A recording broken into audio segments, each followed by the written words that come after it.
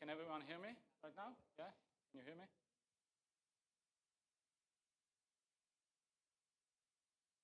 Okay.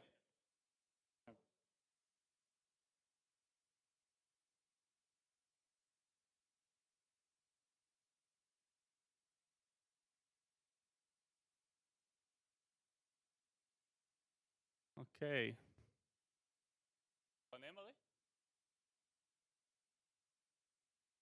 Well, just because we are streaming the event through YouTube, and we had some complaints that they can't hear us, so we're just making sure that everybody at home also can hear us. And thank you for coming and being here in the flesh. And at least you got to enjoy the pizzas. And so we'll start in 2 minutes once I get the okay there. I will switch to Hebrew for 2 seconds. אז לכל מי שהגיע, תודה רבה. אנחנו עושים את האירוע באנגלית, כי בדרך כלל יש לנו כאן אורחים מחול, וגם באמת אנחנו משדרים את האירוע לכל קהילת AWE, שהיא כמובן דוברת אנגלית, הרצאות באנגלית, מהיום הראשון בעצם זה היה ככה. אז מתנצל על כל השגיאות באנגלית שאינה שפת אימנו. זהו, נתחיל עוד שנייה.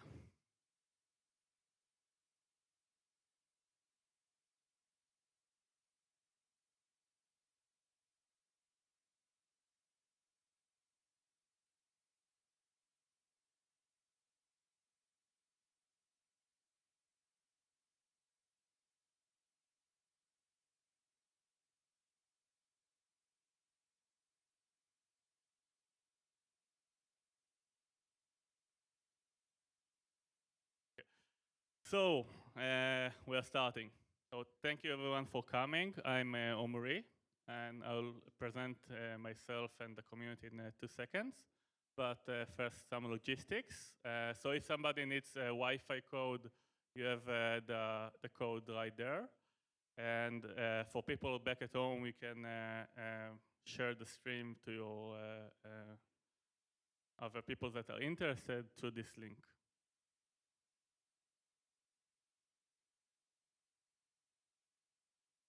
So, welcome to AWE Nite Tel Aviv, also known as Augmented Reality TLV. It's our 9th meetup already, so almost 10. And it's organized by myself and Recite, Andrea, and AWE Nite.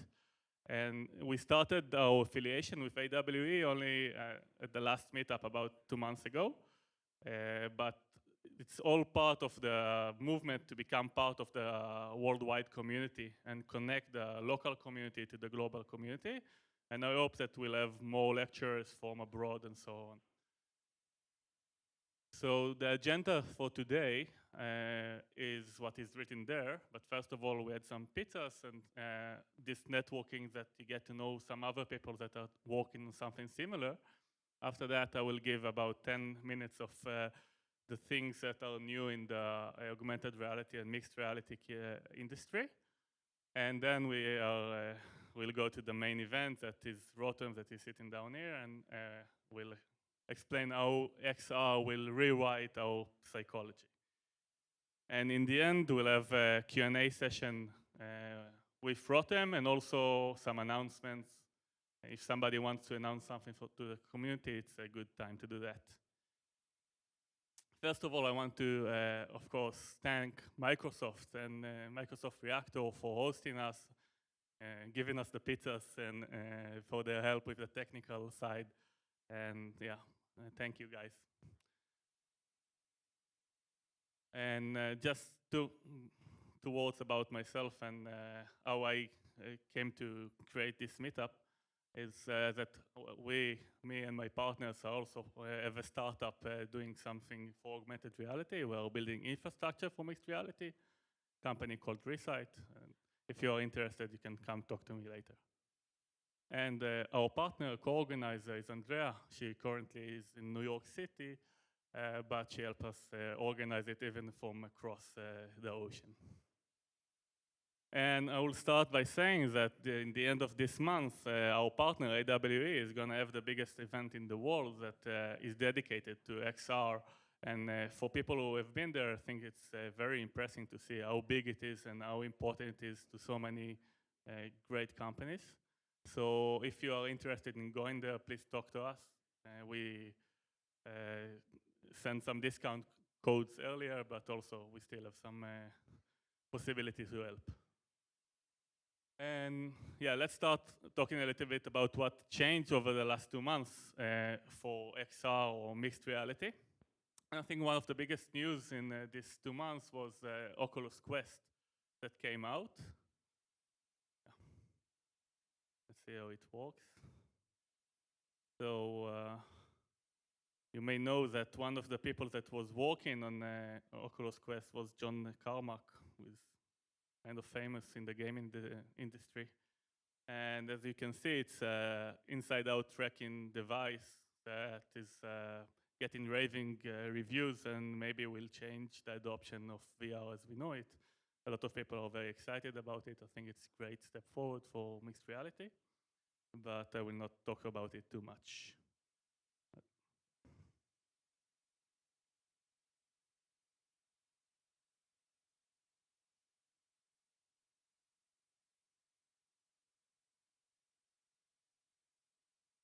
Sorry. Another thing that happened since our last meetup is that HoloLens 2 came out, and it's a really great device that improved a lot of the things that were wrong with the first one. It's still kind of expensive. It's aimed at enterprises, and it's even not cheaper for developers, but it's still a very interesting step for Microsoft. Magic Leap and AT&T announced that they are partnering to sell Magic Leap devices across AT&T stores, and of course this ain't something for the 5G future of Magic Leap maybe.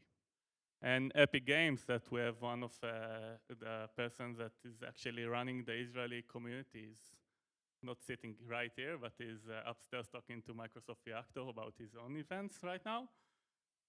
But Epic Games that have the Unreal Engine launched a 100 million fund for 3D experiences, so you can maybe apply for a grant if you're interested. Mapbox released a Vision SDK for AR-based navigation. And some other interesting stuff happened. Infinity AR, that is Israeli companies that developed SDKs for OEMs. Smart Glasses was bought by Alibaba. It's one of its investors. So this is a big change for them. They became part of the Alibaba research development team. AGB, it's a startup that actually presented in one of our meetups. They launched the SDK for drones AR.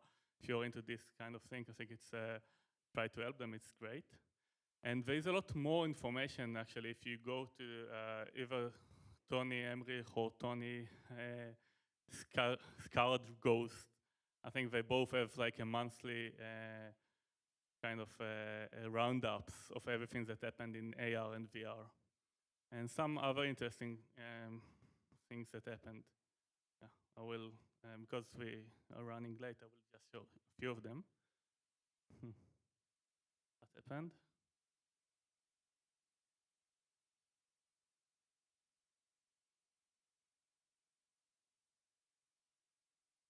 This is a filter that Snapchat released recently. So the idea is that it actually recognizes a place like the Eiffel Tower or this building, and it creates some kind of augmented effect over this place.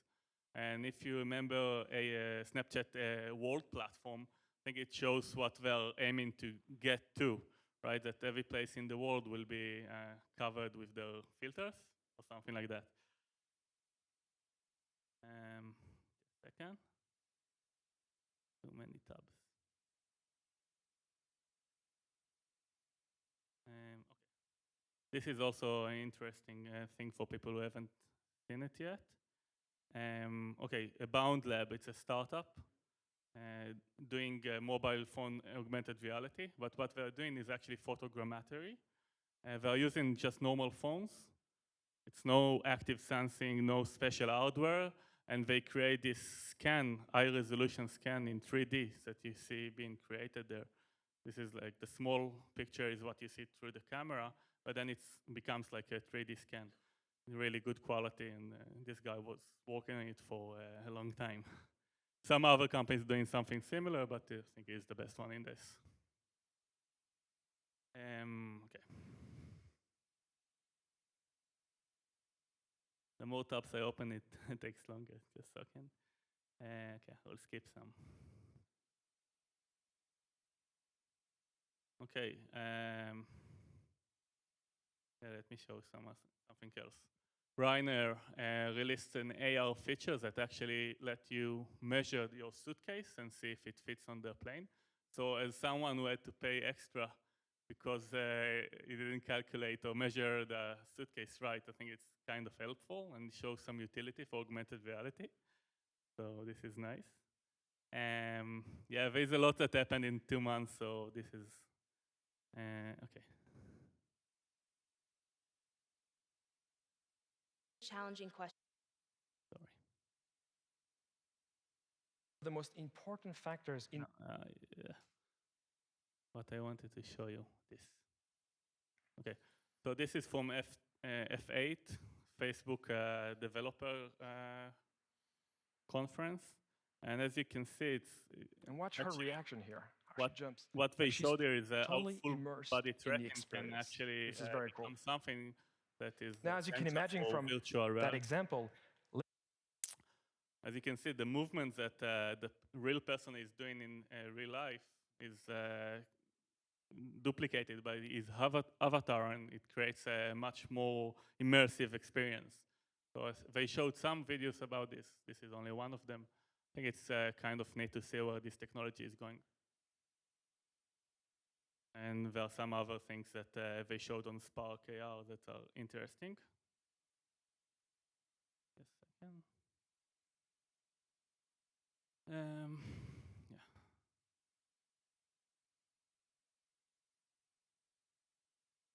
Okay. One other thing that I've seen over the last 2 months that became more. I'll let the video run and then I'll explain.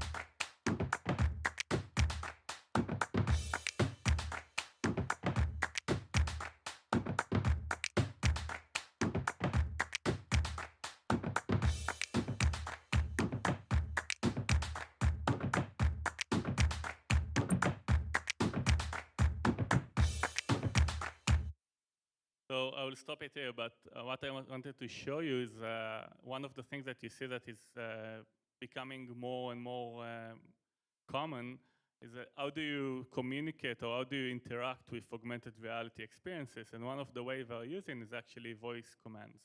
So they are speaking, they're saying goodbye, and then the characters go away and so on. And you saw this also with the Shazam filter from Snapchat, if you've seen it. Some other things that were in this video is occlusions that is coming soon to almost probably to all SDKs that are doing mobile augmented reality. So the characters can hide behind things, multiplayer and these kind of things are becoming more common. And I think with this I will almost finish and I will let the main stage to Rotem. Yeah, just a second. Finish with this, and I think this shows how far have we advanced with VR and AR. I don't know if you know Flappy Bird, but if you do.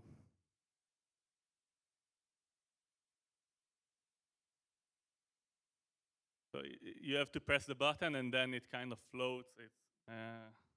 But in this game, what you have to do is if you see the character down here, in the right bottom.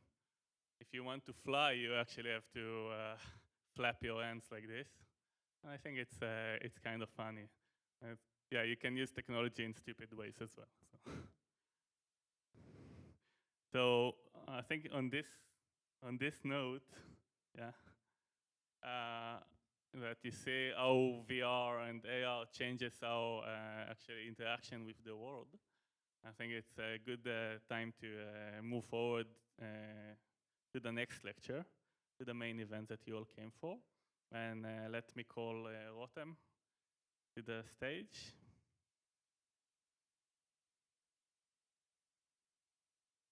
Yeah, please give him some.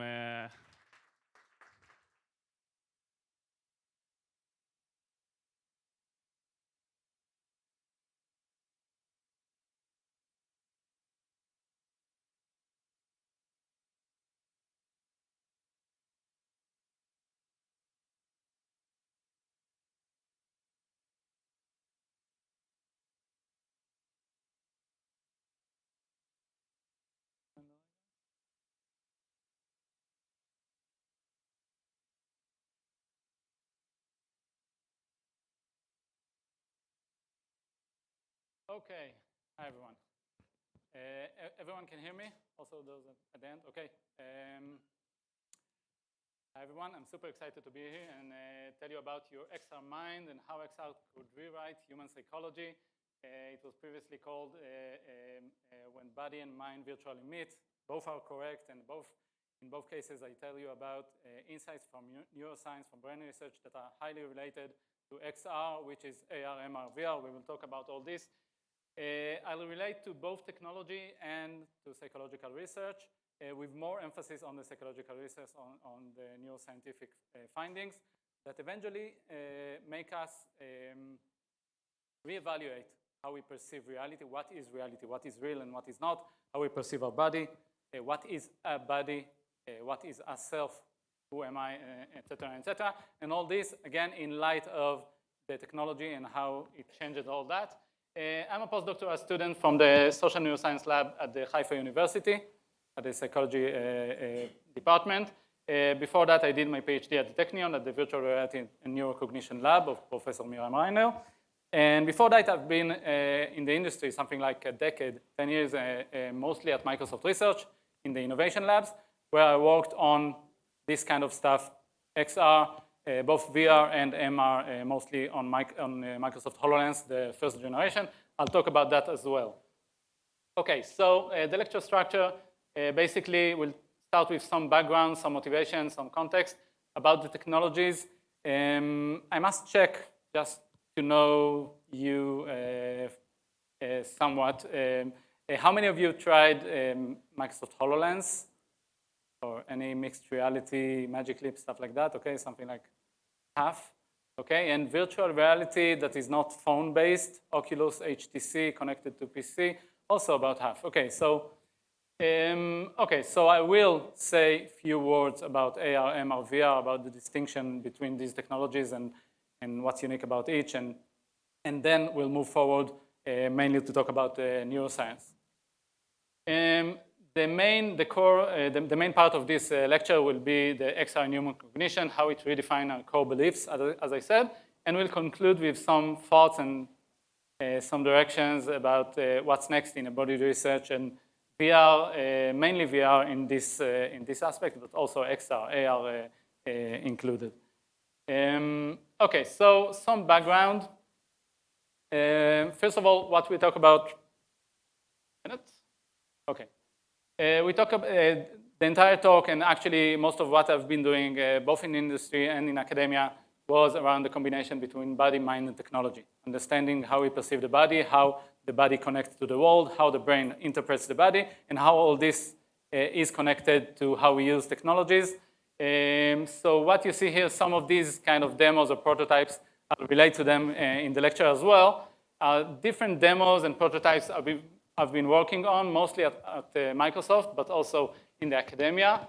In the academia, I did this at the PhD, and brain-machine interfaces, I'll talk about this when we'll talk about body extensions, because it's highly kind of related.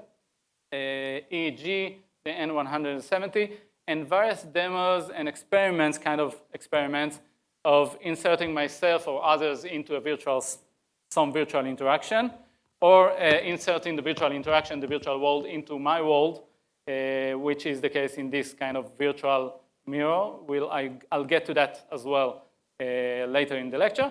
And of course, as I said, I worked something like 2 years on HoloLens, quite from the beginning of it, quite close to the beginning of this project.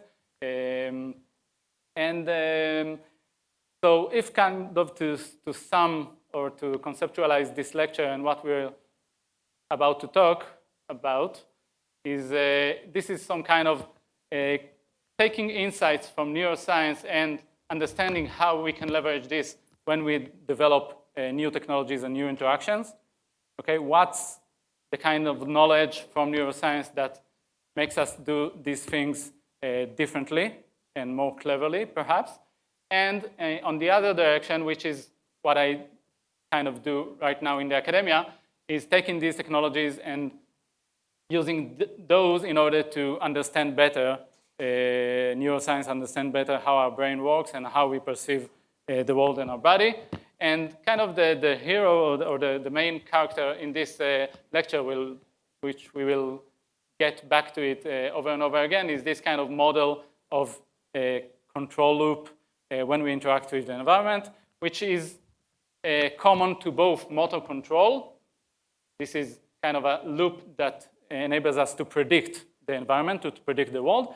But the same cycles, the same circles or circuitry in the brain are also used in order to generate a kind of an internal simulation, which is our mental imagery or our cognition, our thought, our conscious thinking. So we'll get to that as well. So let's start right away with making sure we're all on the same page in terms of the technologies. So XR is kind of an abbreviation for AR, MR, VR, augmented reality, mixed reality, virtual reality. Just a few words about each because some of you, about half of you, already tried this. But anyway, I'll make sure that we understand the distinction. Augmented reality, the first technology, is about a monocular or one-eyed display of virtual overlay on top of reality, which is the case with Google Glass or any other monocular glasses such as the Vuzix Blade, or when we display the overlay using a phone or a tablet or any display that is eventually flat, which means that each one of our two eyes gets kind of the same image.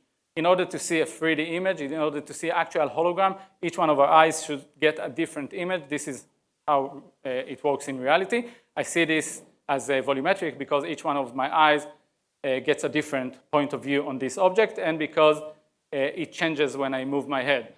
In these technologies, these augmented reality technologies, it's actually a flat display on top of reality that doesn't relate necessarily to reality. In the case of right now with AR Core, AR Kit, augmented reality is becoming much more elaborated and does relate to the reality. But again, even though it looks as if there is some kind of depth perception in this kind of augmented reality, it actually looks like just a flat feed of the camera overlaid with virtual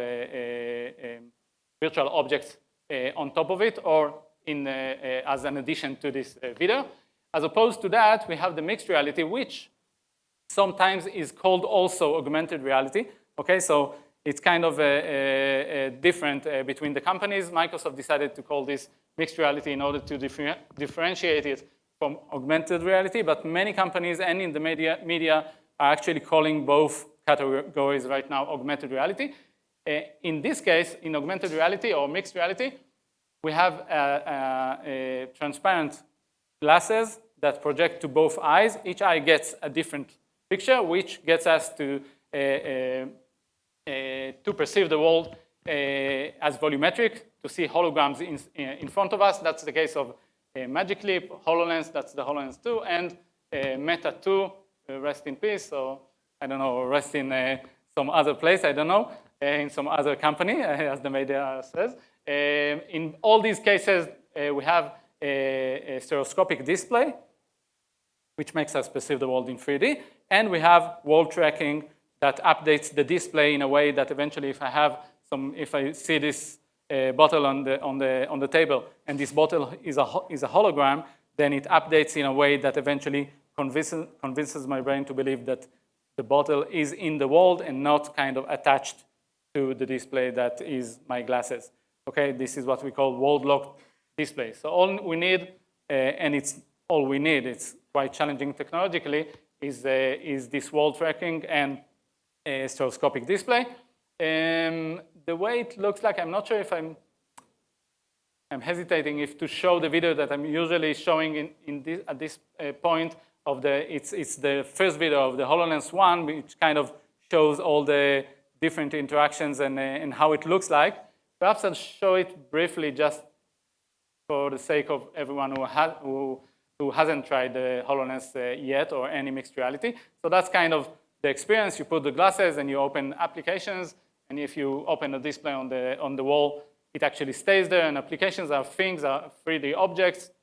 And again, it is highly locked to the wall. If you're working on some model, you see the model right next to you as a hologram, and then you can obviously go and kind of test how it looks like and how it feels like in real life. That's headlock display when you interact with Skype and stuff like that. If you enter a new room, the glasses immediately are scanning the room in order to kind of place something that is locked there, such as this Minecraft. And there is, that's the classic scenario of kind of remote assistance that you see through the eyes of the subject that is wearing the displays. And you can mark arrows and directions. This is collaboration between two people with a HoloLens on kind of a 3D model of a part of Mars. Of course, no such video can be complete without some reference to 3D printing, and it's quite natural that you're actually building some object. You see it as a hologram, and then it looks real, but you know that it's not. You know that it's just a hologram, and then you press print, you send it to the printer, and a few minutes afterwards, or a few hours afterwards, actually, you get a real object. So that's mixed reality. It's a very interesting category. First of all, because that's the future of computing. Okay, this is going to be eventually, this is going to replace all the displays and all the phones and all the computing machines that we have. Even though right now we are still in the first stages of this technology in terms of form factor. It's more like a helmet. In terms of price, it's around $3,000. And in terms of field of view and other properties. Even though in this lecture I'm going to show you and to relate to why all these limitations, for instance, the field of view that we talk about so much, that there is a limited field of view, why it's not that dramatically important, even though it's important, even though we would like to have a wider field of view, why this is not how we perceive the world. We don't perceive pixels, the world as pixels. We get information. That's kind of a spoiler for the end. We get information from the world, and we kind of construct the world that we perceive. So, which means that if we use this cleverly, we can actually get much more, squeeze much more from these devices, even though they are right now a bit limited. And to complete this picture or these categories, we have virtual reality, which is for me right now as a researcher, is more powerful in terms of kind of overriding the entire world and my entire perception of the world and the body, because these glasses are opaque, and unlike the transparent glasses of the mixed reality.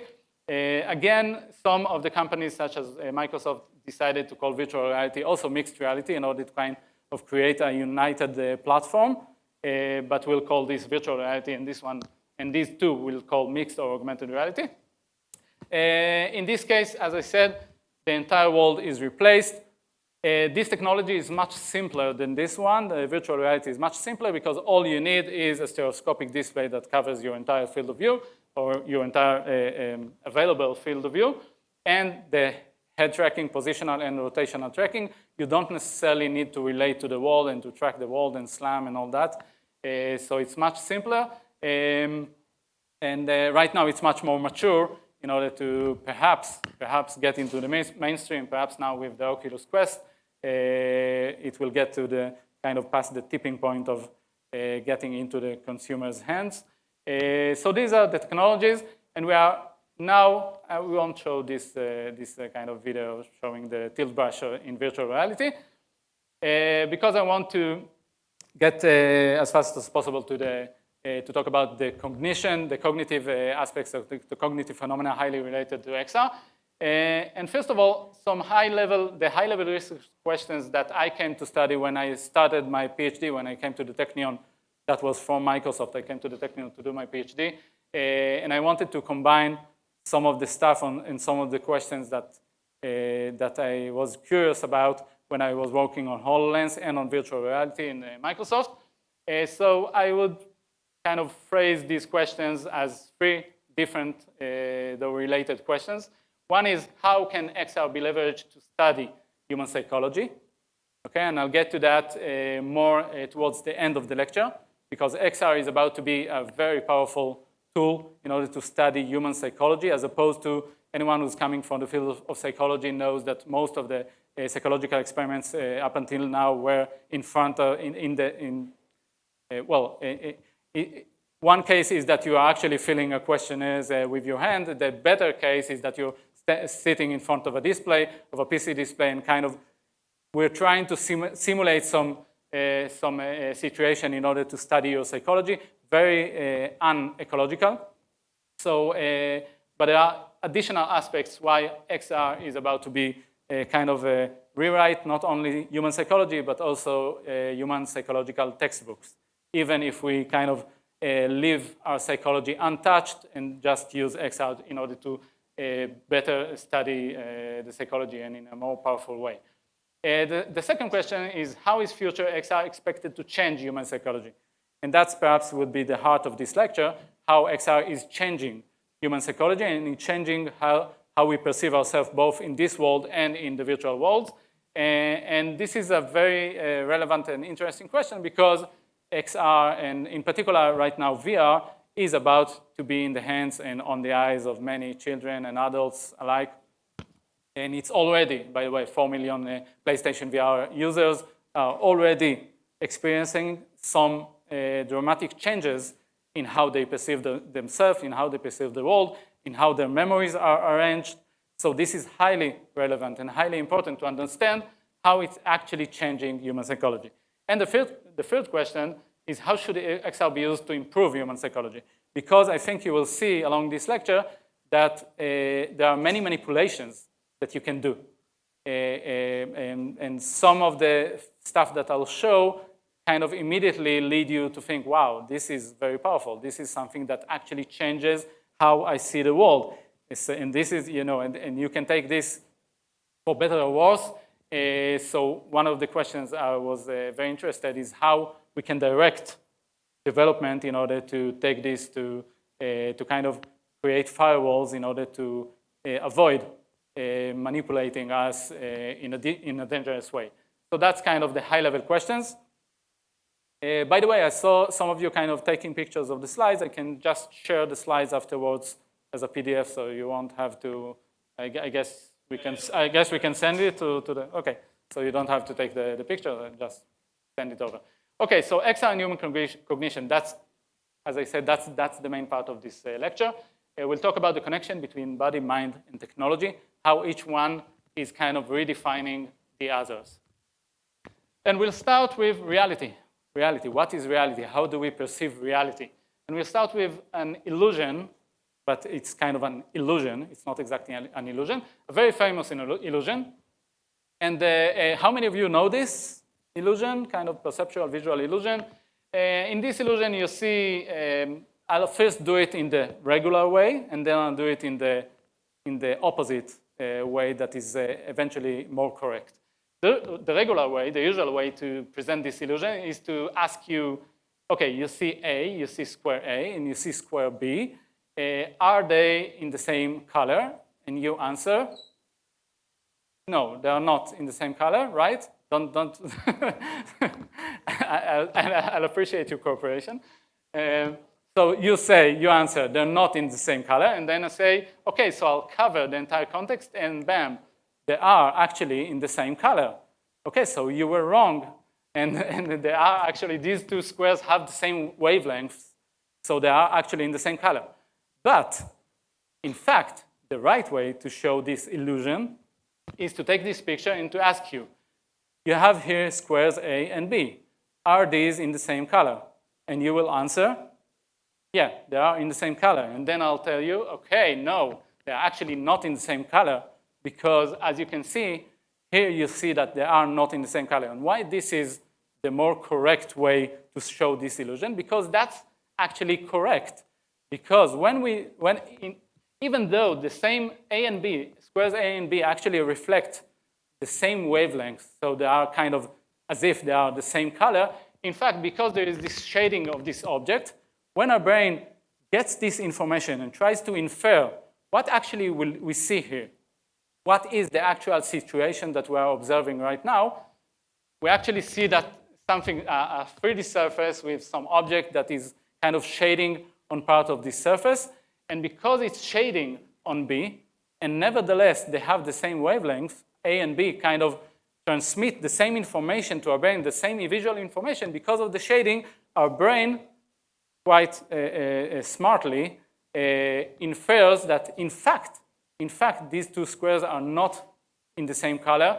So this is, in fact, the right way to see this image.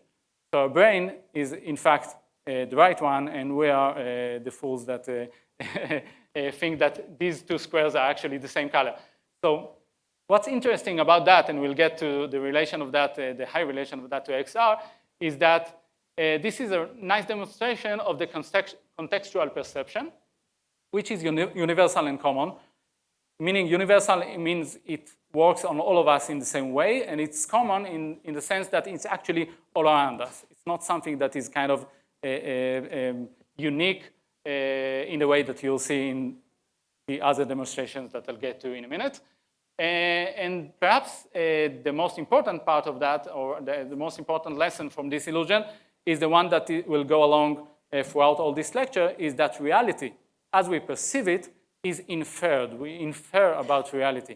Okay, we understand our brain, we perceive, we get information, but we don't see with our eyes. Okay? I'll return to that in a minute. We don't see with our eyes, we actually see with our mind, and what we see is not equivalent, is not equal to the information that we get from the world. It's an inference based on this information.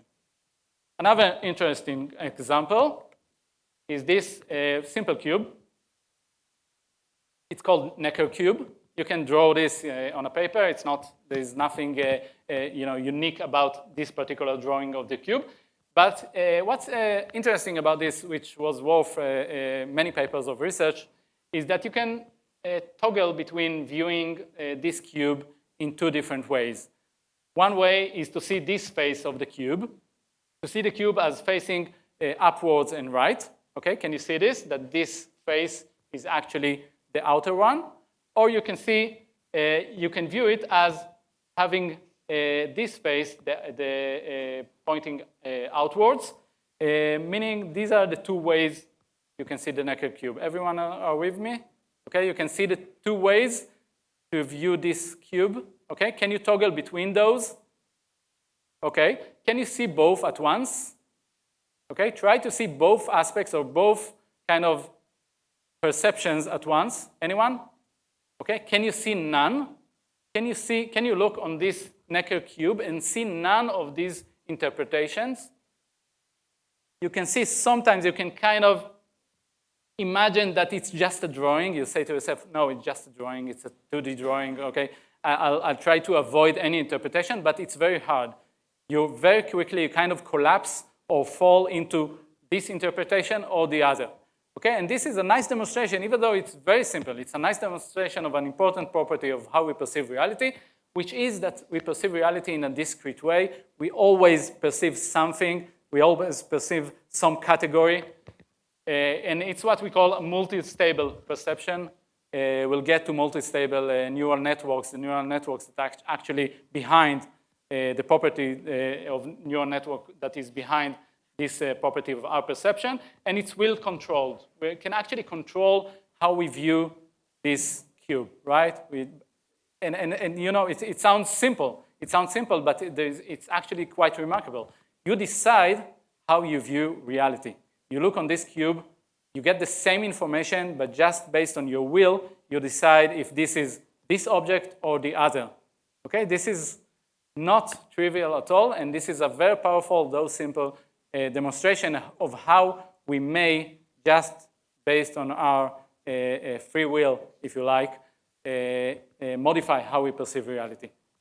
So that's another interesting property that that eventually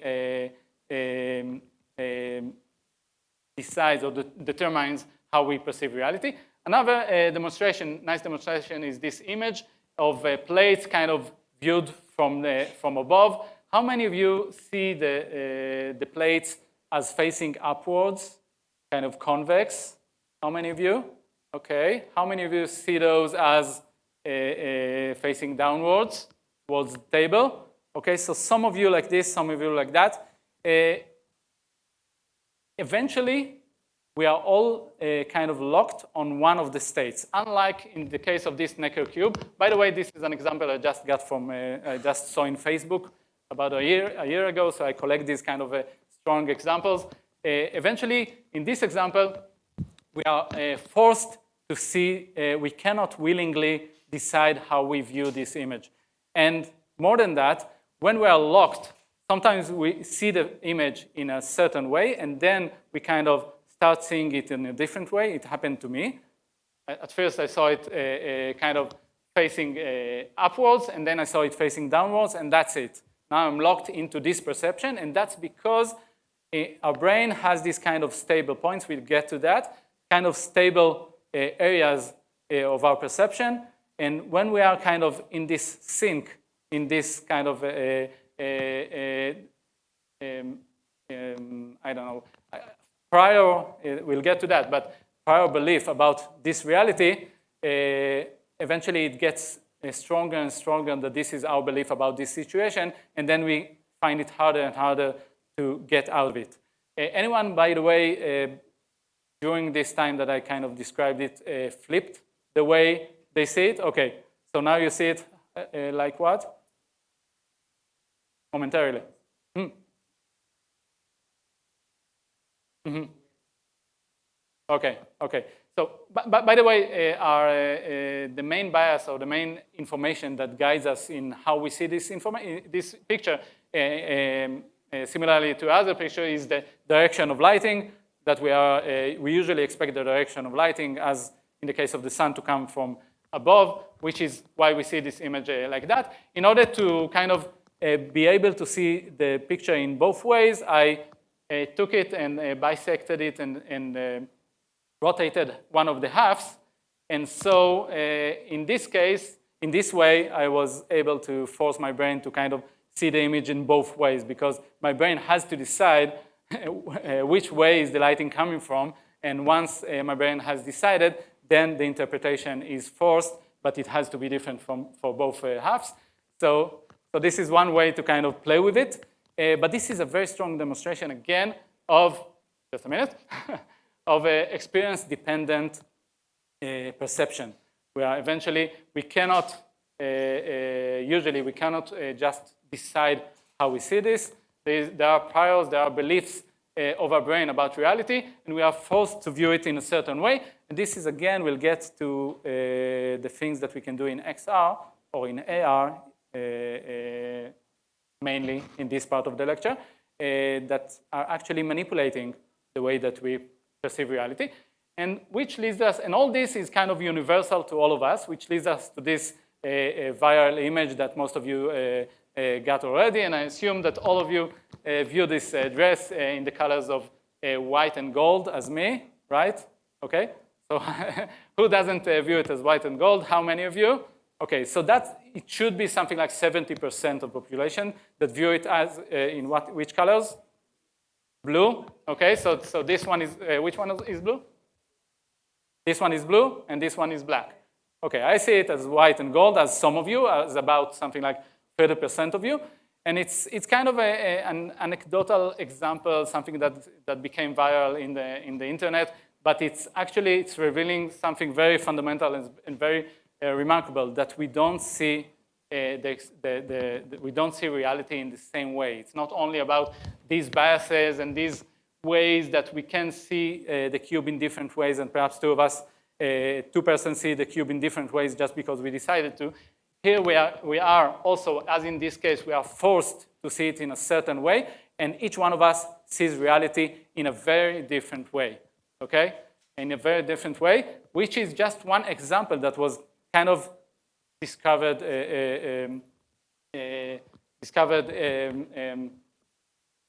just by accident, but in fact, it reflects something that is more common and more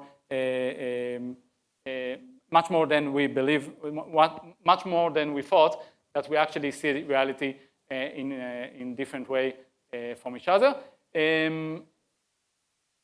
Okay, I'll get to that when we talk about how AR glasses may modify reality and why pixels and field of view are not the entire story.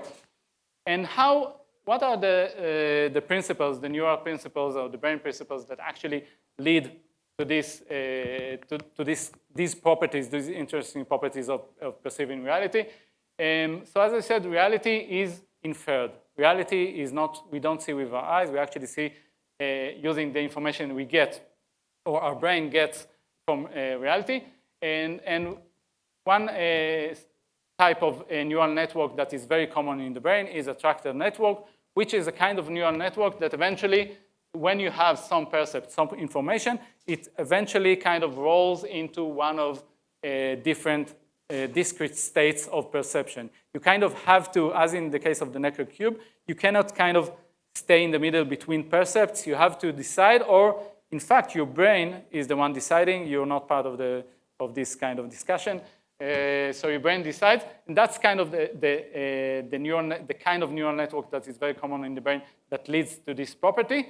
And in the case of the Necker cube, for instance, we have these kind of multi-stable networks, and the property is that they have several stable states, that once you are in a state, it's much easier to remain in this state. But in the case of Necker cube, for instance, you can kind of decide, add information to the system. In the case of the Necker cube, it's kind of changing the priors. Okay, you change how you would like to interpret this cube. You say to yourself, okay, now I'll look on it as if it's coming in this direction. Just this kind of state of mind is enough in order to kind of crawl out of this stable state and roll into another stable state, which is the opposite point of view about the Necker cube. So we know that we have these kind of neural networks in the brain. And right now, one of the leading paradigms in neuroscience, it's called the predictive coding paradigm. I borrowed some images in order to kind of explain it briefly. I don't want to get too much into the details of that, but in order to explain the motivation and the intuition behind this, I borrowed some images from the excellent tutorial of this guy, Oleg Solopchik, something like that. So say you hear a chirp of a bird from somewhere in the woods, and you want to decide, or actually your brain wants to decide where this chirp came from. Was it coming from the right or from the left, for instance? Okay, now it's not about you to decide where it came from. You actually hear the chirp and you hear it as coming from the right or from the left. But what's happening behind the scenes in your brain is that you have these neurons, you have the prior belief. So there is a network, the high-level kind of percepts or beliefs that, for instance, if you saw some bird kind of flying towards the right, and then you heard the chirp afterwards, then there is some kind of prior belief that it probably was related to this bird that I saw before. So there is the prior belief. There is the likelihood, which is the evidence, the likelihood of the evidence, the chirp that you heard, the properties, the sensory properties of this chirp.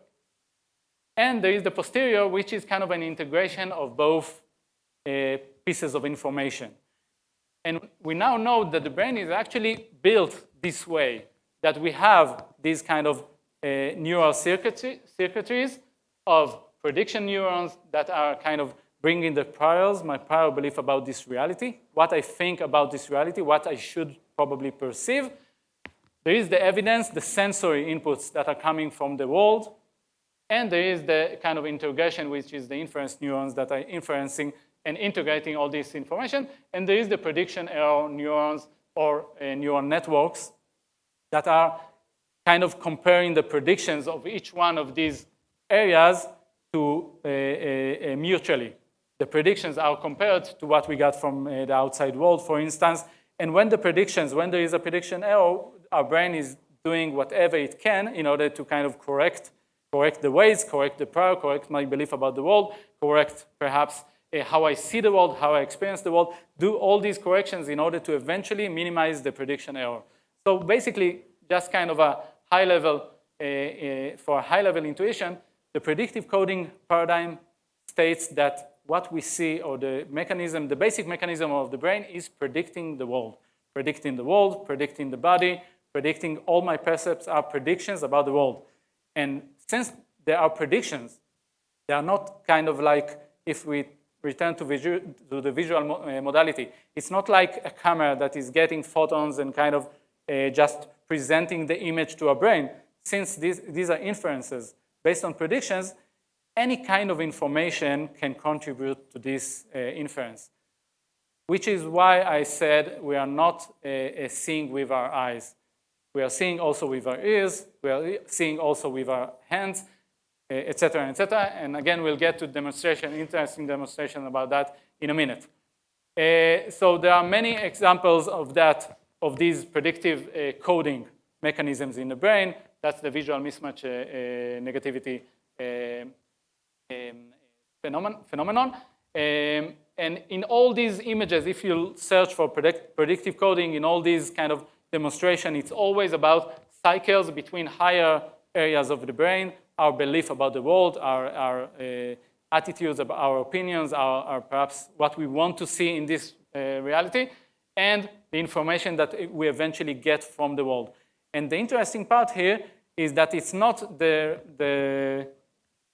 all those theories that existed already about top-down processing and bottom-up processing and all this.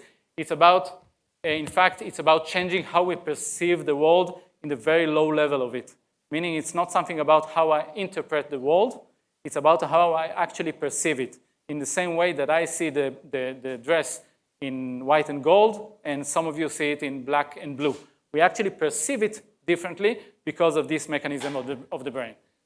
And another interesting example of that is the case of tickling. Why can't we tickle ourselves? That's something that has disturbed me for years. And I actually had the fantasy of fixing this in VR, and I tell you why. Because the reason why we can't tickle ourselves is because it's highly predictable. When I tickle myself, when I kind of send my hand, I know my brain knows exactly where I'm going. My brain knows exactly how to predict the sensory information that is about to come to my senses, to come to my brain. And it actually kind of eliminates or attenuates this information, and which is why we cannot tickle ourselves. As I said, I fantasize about changing this using re-embodiment that we'll get to by kind of perceiving myself in a different way and inducing a sense of surprise by not knowing exactly where my hand is about to reach. Eventually, I found out that it was done. There is a paper about this, about tickling yourself in VR. So this one is solved. Anyway, but this is only one example, interesting example of the predictive coding in our predictions in the real world.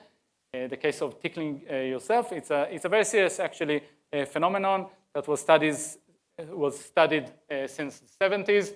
And now we get to some of the aspects that connect XR to all these phenomena.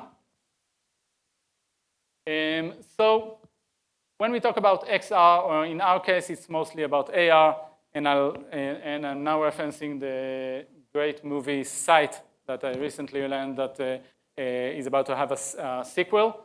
That's from a viral video of a viral movie of students from Bezalel, something like from 2010, I believe. Very visionary, way before we had augmented reality technologies all around us, and even before Black Mirror and stuff like that. They did a great movie. So in this movie, they have kind of transplants in their eyes on the retina that kind of induce augmented reality perception. And of course, each one has his own view of the world. So this is the view of this is the dating scene. The view of the guy, this is the view of the guy. He's kind of running a dating app where he has to achieve all kind of scores in his dates. And this is the point of view of the girl in the same situation. So obviously, each one of us in AR and VR, each one of us sees a different point of view. Each one of us sees a different reality. It's definitely true in VR, where we can actually see a completely different reality and still kind of try to interact with each other. But it's also true in AR. And as we saw, or as we kind of got a hint before, it's not only about those pixels that kind of cover or overlay the physical reality. Those pixels and this information is actually changing the entire interpretation of the reality as we perceive it. It's not only in these places that we put the pixels and this field of view of the camera, of the glasses. Another property of using XR in order to augment reality and how it changes our perception is when we all get the same percept. That's the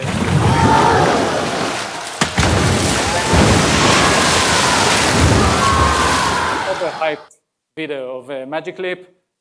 Some of you know this. This is the demo that they showed that was presumably showing how Magic Leap is about to be perceived. No one has glasses, etc., etc. But what's interesting about this video is, again, that a group of people all are viewing the same experience, but each one will focus or attend a different aspect of it. And eventually, this will change the way that they perceive, for instance, this surface. Each one of them now has a different prior about the surface, a different prior about the room, about how rigid this surface is, how safe it is to walk on this. And they will actually, it's not only about the interpretation and the opinion about the surface, it's actually about how they are going to perceive it following this experience. For instance, if they are going to perceive it as somewhat tilted because they saw the water kind of flowing in a certain direction. Meaning that if, for instance, I have a large table in front of me, the field of view of my AR cameras, of my AR glasses, my mixed reality glasses, is not covering the entire table. So I cannot kind of change the tilt of the entire table. But I'm just showing you, a couple of small balls kind of rolling down the table in a certain direction. You just kind of place a ball, and then you see the ball kind of rolling in a certain direction. I'm manipulating your priors about this table. Eventually, you will perceive the table. I'm not talking about, again, about what you will think about the table. You will actually perceive the table as somewhat tilting because of this extra information that I kind of inserted or injected into your belief about this world.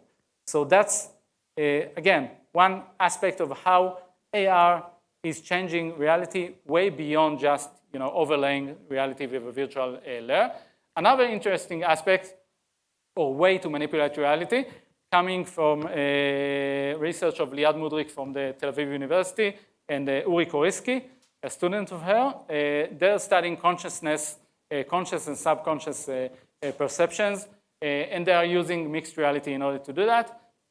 And what they are doing is actually hiding or eliminating or making you not view, hiding physical elements from view.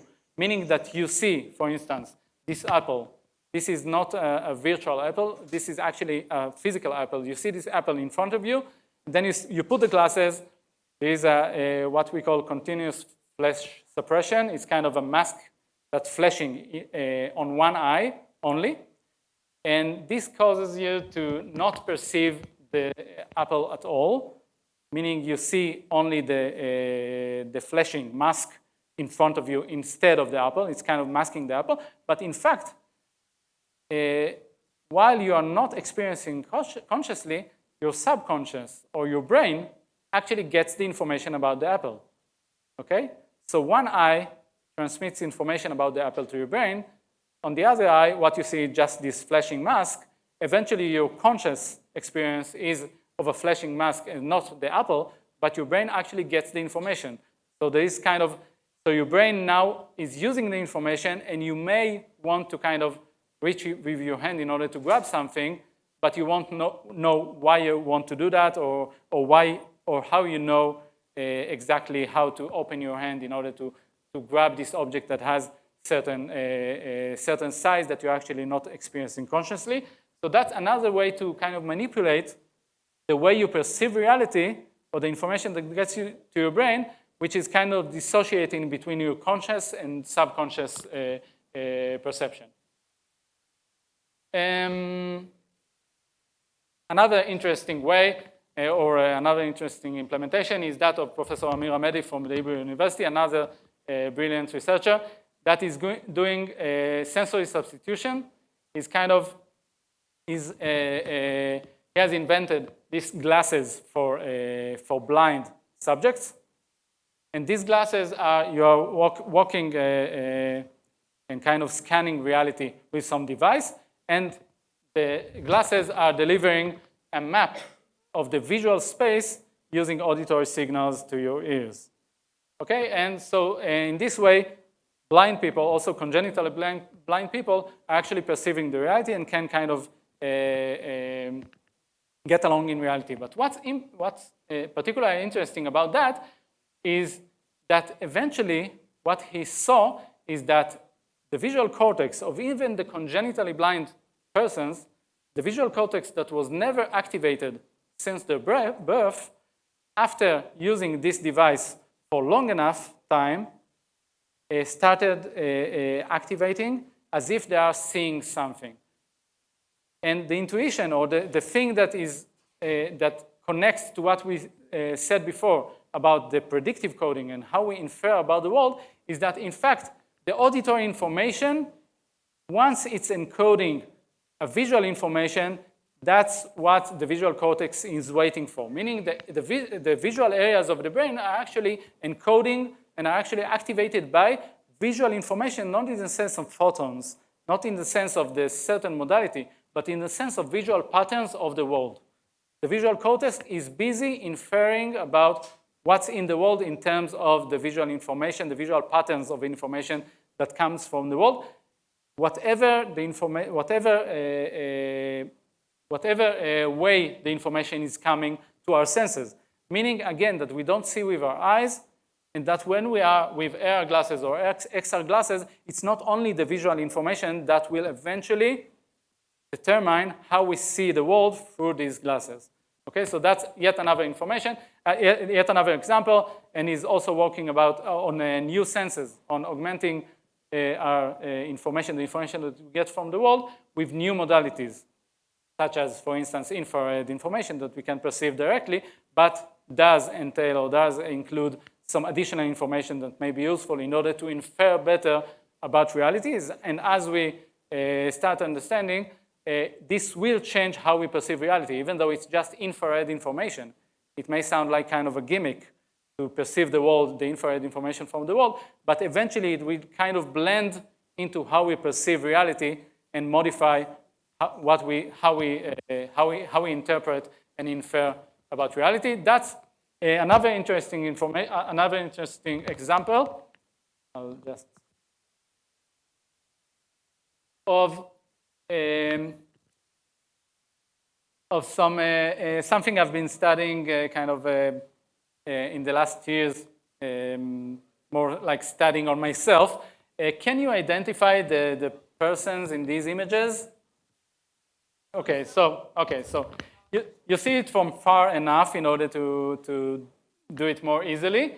But now, kind of close your eyes almost entirely, okay? But to view the images much more blurred.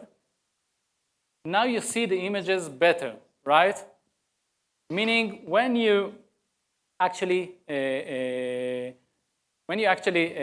deliver worse signal to your brain, your perception of reality gets better. Okay, again, take it to the worlds of AR glasses and our, the way, or XR, VR glasses, the way that we try to make the resolution higher and higher resolution, wider and wider field of view. We try to improve the signal.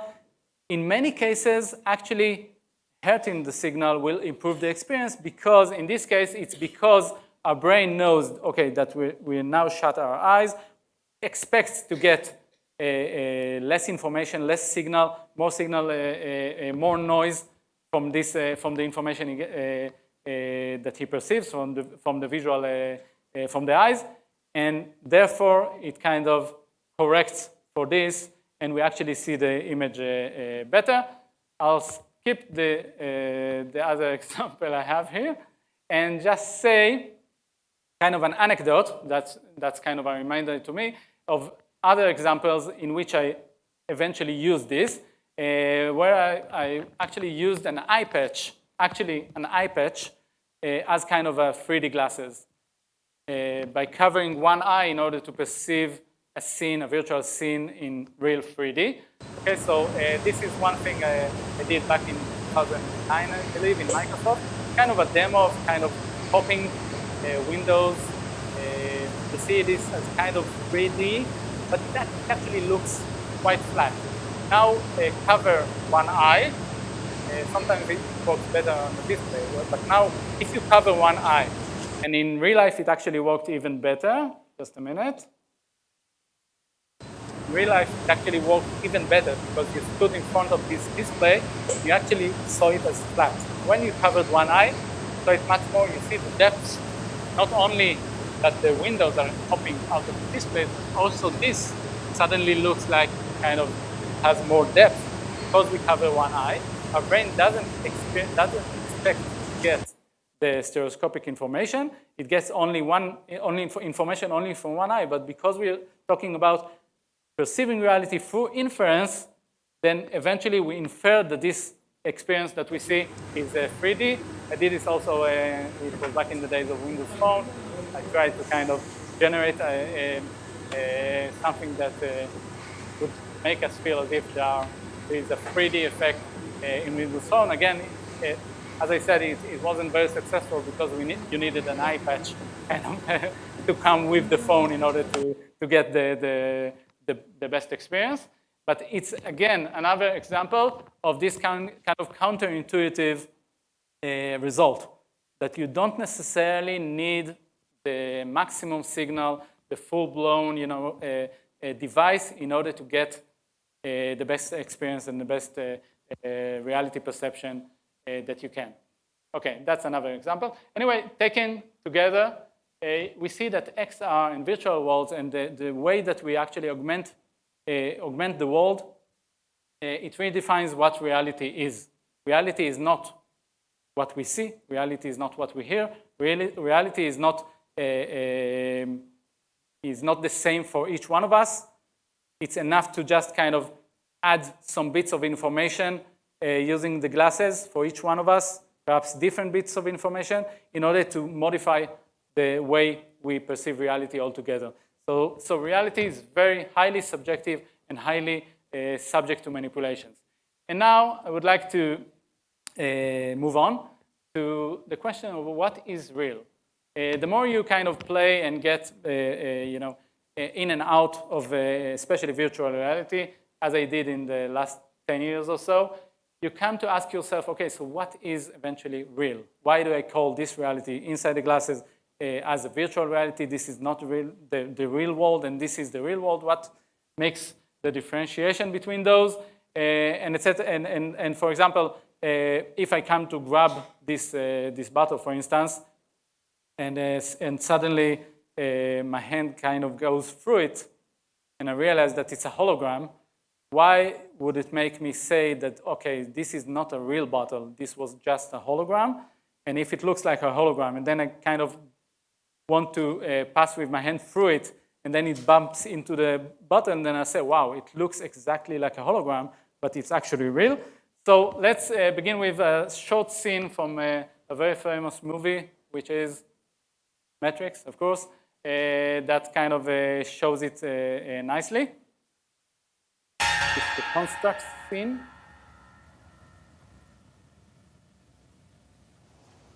This is the construct. It's our loading program. We can load anything from clothing to equipment, weapons, training simulations, anything we need. Right now, we're inside a computer program? Is it really so hard to believe? Your clothes are different, the plugs in your arms and head are gone. Your hair has changed. Your appearance now is what we call residual self-image. It is the mental projection of your digital self. This isn't real. What is real? How do you define real? If you're talking about what you can feel, what you can smell, what you can taste and see, then real is simply electrical signals interpreted by your brain. Okay, so Morpheus puts it quite nicely, but what was the exact moment that Neo actually kind of got confused about this reality? What made him more confused whether this is real or not? What do you say? Touch, exactly. When he came to this kind of couch and touched it, when he touched his hair, the fact that he can actually touch things and feel those made him kind of confused. How can it be that this is not a real environment, that this is actually virtual reality? Which leads me to talk about illusory embodiment and about the rubber hand illusion. How many of you heard about the rubber hand illusion? So again, something like a third of you. It's a very nice experiment from the 90s. I did this on many subjects or victims, if you like, in Microsoft. I'll kind of describe it briefly, and then we'll see a short video to make sure it's understood. It's a very powerful experiment. Eventually, you come to a table, you put both your hands on the table, and I put some surface to hide your right hand. Okay, so you see your left hand. There is this surface, and you don't see your right hand. And on the other side of the surface, I put a rubber hand that looks like a hand, but it actually looks, you see that it's a rubber hand. And I come from the other side of the table and start touching both the rubber hand that you see and your real hand behind the surface that you don't see. And I do exactly the same, okay? So I touch, I press, I grab, I touch the finger, the thumb. I do exactly the same on the seen rubber hand and on the unseen real hand. Okay, so you sit like this and you think to yourself, okay, so I understand that you do exactly the same on the real hand and on the rubber hand, so what? Now what? And what's interesting is that very quickly, something like 20, 30 seconds after I start this kind of manipulation, you start feeling or experiencing something very weird that actually you wouldn't experience in your entire life unless we did this kind of manipulation. You see me kind of approaching the rubber hand, a rubber finger, pressing this rubber finger, and you experience as if you feel the touch as coming from this rubber finger. Okay? Let me just make it clear. I'm still pressing also the real hand behind this surface. So it's just about the interpretation of the brain about from where the feeling of touch is now coming. And very quickly the brain infers that the sense of that, the touch that I get from behind the surface is actually coming from this rubber hand, which makes me believe that this rubber hand is kind of part of my body. And we'll get to the indications, how we test this in research in a minute. We just see the short video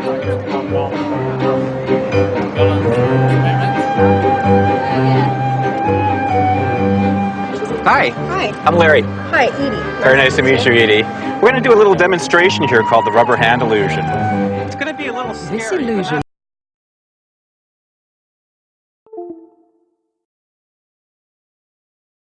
Thank you. Right there. Good. And can you put this hand down right over here and just curl it up like the rubber hand's curled up a little bit? All right. Now, what I'm going to do is try to position the rubber hand so it looks like it's your own. Okay. Okay, is your own, that your brain will actually adopt this hand. In the illusion, simply watching the rubber hand being stroked at the same time as the real happening again? hand is enough to trick the body. Feels like you're touching my hand with that one. Right, so it feels like this is your hand that I'm Yes. touching, right? Yes.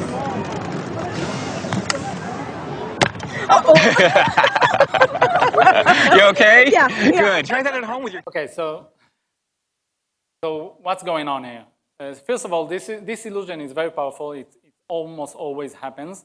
Usually we don't, in real experiments, we don't end it like this with a hammer, but, but there are other ways, other objective ways, even objective ways, not only using questionnaires, even objective ways to measure the X done. Many follow-up experiments try to understand what's needed, what's the necessary and sufficient conditions in order to induce this illusion, if it must be a real hand or can it be some kind of a wooden block and stuff like that. So it must look like some kind of a hand, but it can be a hand with 6 fingers, and you can make people believe that they have 3 hands, and it can be a very long hand, up to twice or a bit more, 2.5 times more than your real hand. Question? Yeah. So yeah, so there are many experiments, many studies right now in the context of attitudes and racism and stuff like that, that puts you in the body of a black person and puts the black person in the body of a white person. And yes, it works, definitely. And definitely so, it works in virtual reality, where you can actually replace the entire body of the person. And that was one of the generalization of this experiment. There was this thing that I did back in 2009 when I arrived and joined Microsoft. That was the first thing that I wanted to do, was to take the rubber hand illusion and to create kind of a virtual hand illusion. So here you see me with kind of that's code that ran on Xbox, and that's the display, the TV that I was standing in front of. And I have this kind of a glove that generates tactile feedback anytime that this virtual balloon is kind of touching my hand, which generates the same illusion because of the concurrency, the concurrent information that is coming from the visual sense of where I'm touching and the tactile information that is coming to the brain from actually my body. So each one of the senses is bringing its own information. Eventually, the perception or the way that I perceive not only the reality, but also my body is just an inference based on all the information that I get. So in the case of the rubber hand illusion, in terms of predictive coding, I know my prior belief is that my hand is behind this surface. I know that my hand is not made of rubber. Okay, so I definitely believe this. But the likelihood or the evidence that is coming from the world is concurrent information coming from the tactile sense, from my hand behind this surface, from the tactile areas of my brain, and the visual information coming from the rubber hand. This co-occurrence of information, the more it repeats itself, that it's statistically improbable that they are not related. So the evidence is kind of it becomes much stronger than my prior belief. And eventually, what I perceive, again, it's not what I believe or what I think about the situation. What I actually perceive is the touch coming from the rubber hand. And the rubber hand is perceived as part of my body in the same way that in this experiment, I perceived this rubber or this balloon, this virtual balloon, as if I know how it feels like. It is tangible. It has this kind of a weight. It's made of rubber just because of this collocation and co-occurrence of the information, the tactile information and the visual information. As a follow-up experiment, they did 2 separate studies, demonstrated an out-of-body experience, which is kind of a generalization of the rubber hand illusion, but not only to make you feel as if your hand is in a different place or that you have more hands, but in fact doing this on the torso, on the trunk, the main area of the body instead of the hand, which eventually induced the feeling as if I'm coming out of my body and perceiving me in one place and my body in a different place. They did this with a head-mounted display connected to a camera that was behind you. You saw yourself from behind. So this is what actually people saw. They saw a 3D image of themselves, stereoscopic image, kind of a hologram of themselves 2 meters in front of them. And then what the researchers did, they came with a stick and just kind of probed or touched the back of the subject. So what we have here is, again, a co-occurrence of tactile information on my back and what I see happening there in front of me. After enough kind of this co-occurrence, which is, again, for the brain, this is statistically improbable that it's not related. And in fact, in this situation, it's actually related. It's the same event. Eventually, the brain says, again, the brain, not us, the brain says, well, the sense of touch, what I feel is coming from here. If what I feel is coming from here and it's on my back, it means that my back is here. Okay, so my point of view is here, but my back and my entire body is there. So this is kind of an out-of-body experience, and afterwards, fMRI and brain imaging and various follow-up studies actually connected this to the pathological cases of out-of-body experiences and the affected areas in the brain. Yeah. With a blind person, that would be, I think, somewhat challenging. Even though, as I said before about Amir Ahmedi and his experiments, the fact that you don't have eyes or functional eyes doesn't mean you can't see. So it is interesting, challenging. We're just in the beginning of the way with this and the studies, and I definitely recommend following Amir Ahmedi's research on that. But eventually, we see with all the senses. So maybe there may be a variant of this also for blind people. I don't know. I don't know of any particular research that has done this, but again, it connects well to what we said before. We don't see with our eyes. Okay, and there are many other demonstrations that eventually lead us to say that we can, for instance, in this research, people were kind of inserted in virtual reality into the body of a child, and then they showed various artifacts or perceptions that are typical to children with their typical body size, and eventually, what we get from all these experiments and all these phenomena is that it's very easy to make the brain believe that you're actually inside of a different body. Okay, a different body with different proportions, with different number of hands, or even in different position in space. All we need is a combination, a strong combination of evidence, sensory evidence from all the senses together in order to eventually make us infer that reality is different, and we judge our body in the same way that we judge the reality around us. Our body is just one more object in this reality.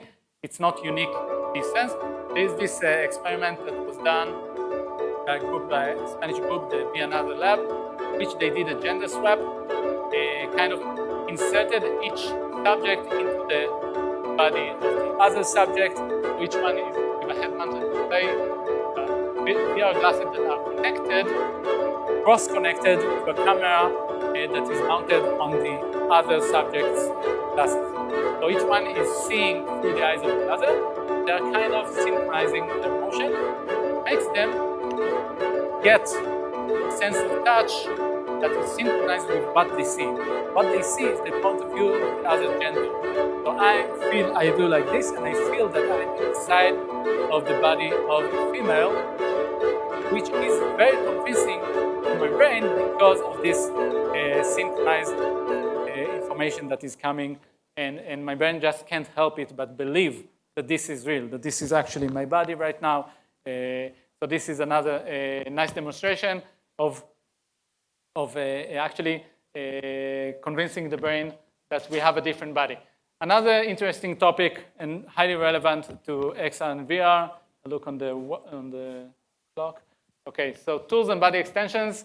When we are using tools, they're actually becoming part of a body.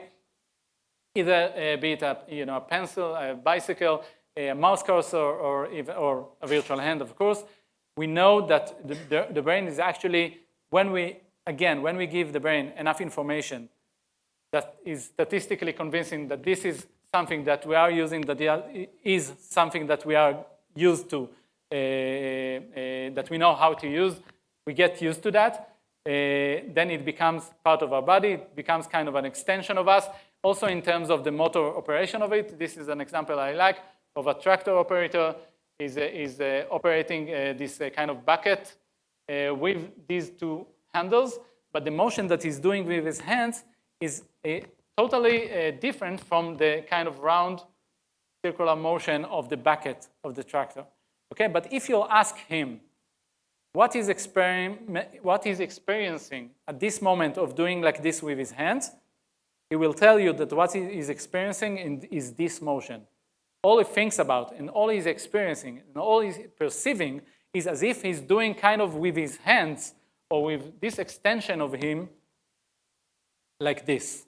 Okay, and this is something that I was experiencing also in a brain machine interface study I was involved in at the Technion back in 2005, I believe, where we saw that I wasn't working with the actual monkeys. We got data on 200 motor neurons from Nicolelis from the States, where the monkeys had to operate a robotic arm.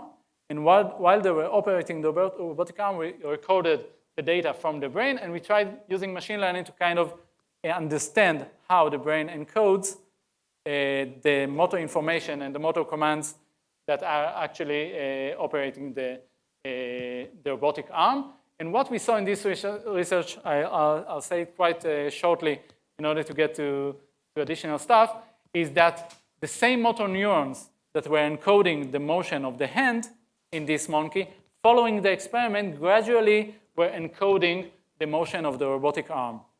Meaning that we see that even in the lowest levels of the motor areas of the brain, the neurons are eventually encoding our end effector, what we are operating.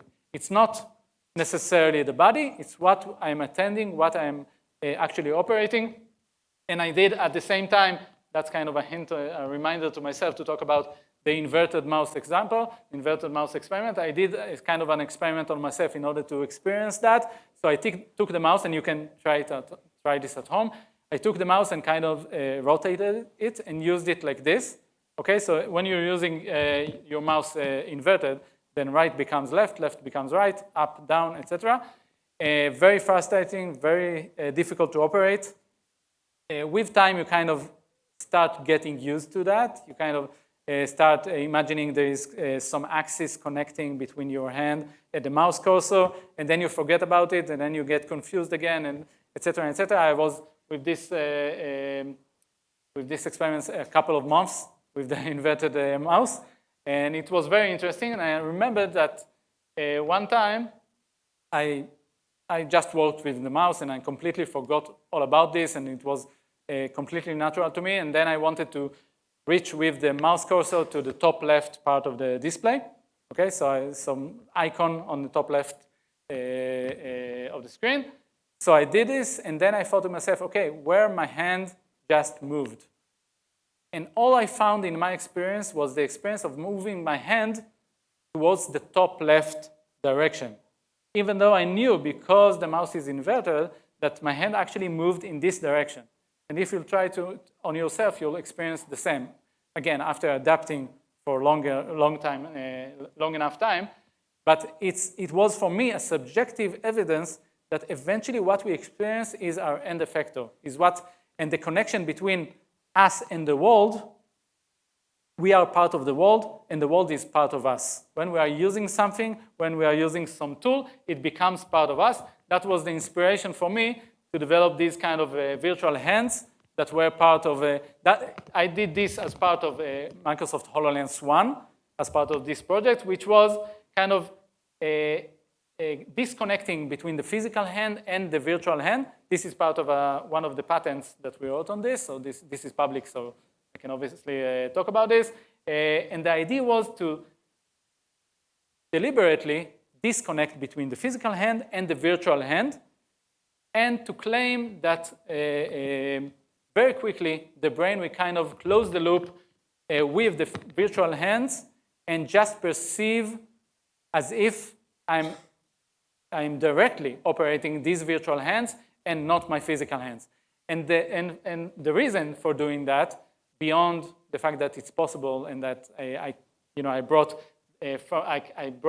insights from the neuroscientific research in order to say that this is possible and that this adaptation will work very fast. The reason for doing that is that operating holograms directly with physical hands is a very bad idea, even though some of the mixed reality glasses companies are still doing that. I was happy to see that in HoloLens 2, they have actually adopted this idea to some extent. The reason that there are actually 3 reasons why this is a very bad idea to manipulate holograms with bare hands, with the actual hands. First of all, is because the hologram, you just go through the hologram, so it breaks the illusion too fast. You have to kind of, you just don't believe that this is real because you're trying to operate, to touch it. Secondly, it's because of the occlusion. It's very challenging to do the occlusion with something that moves so fast like the hands. So eventually, you have the hologram there and you have your hand here, but the hologram will always seem as if it's in front of your hand, which is very confusing and unnatural. And the third reason, which is perhaps the most challenging technologically, is the issue of the focus, the focal length.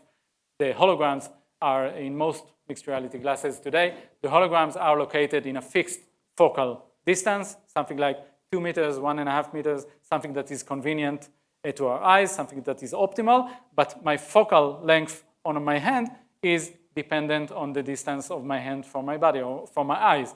So you see your hand, you see the hologram, everything's cool, and then you reach with your hand towards the hologram. Say it's, I don't know, it's this kind of bottle. Okay, so I reach with my hand towards the hologram, and then when my hand is near the hologram, I can't view both.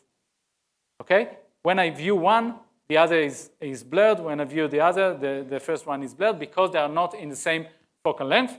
So the way to solve this is to actually operate or interact with the holograms using holograms that are extensions of my physical body.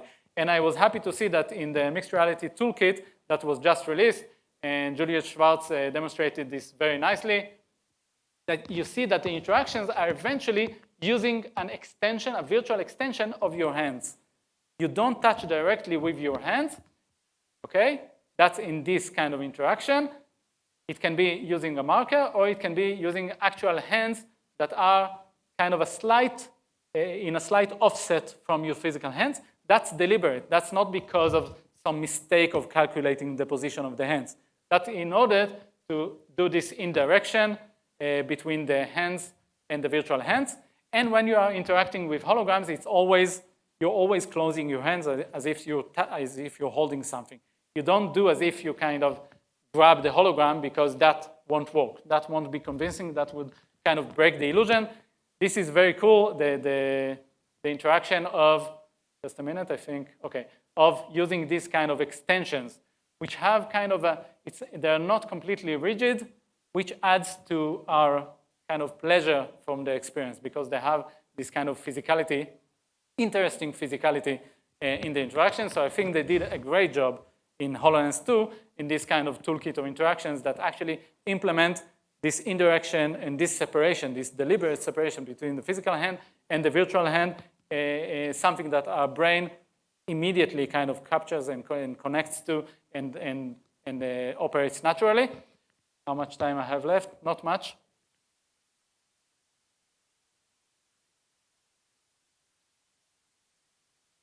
Yeah, definitely. It can evolve to, yeah, and then you can kind of exactly. You can load any tool you like. Yeah, bionic hand that does something right now. Yeah, a hammer, a screwdriver, or whatever tool you need now. And yes, your brain will immediately, in the same way that I use any tool, and it becomes kind of a natural extension of myself. Yeah.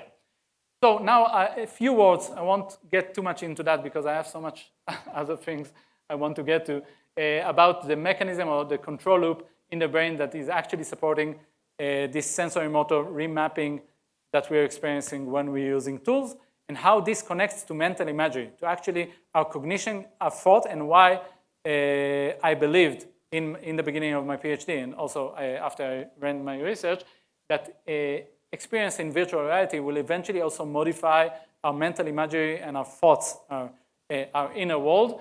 And this is because the same control loop that operates, that enables us to operate our body, we send motor signals to our muscles, and then we see the result. We see where my hand got to, and then I kind of can fix.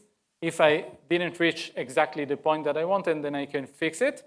But in order to do this smoothly, we actually need this kind of what we call forward model, which is a prediction mechanism.